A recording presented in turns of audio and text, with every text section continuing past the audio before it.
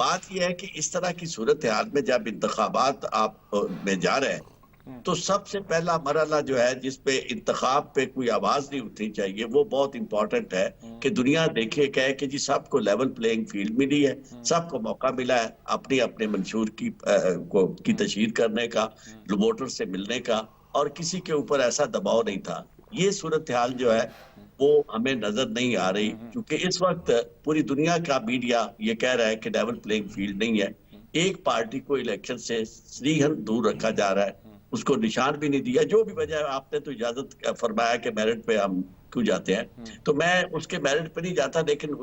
बावजूद हुँ, उसे जो इंतखाबी निशान नहीं मिला, इसका तासुर जो है, हुँ, परसेप्शन जो बिल्ड हुआ है, हुँ, वो ऑप्टिक्स जो लोगों के सामने आए हैं, वो ये है कि आपने एक पार्टी को बिल्कुल बाहर करना है, उसका लीडर और उसकी जो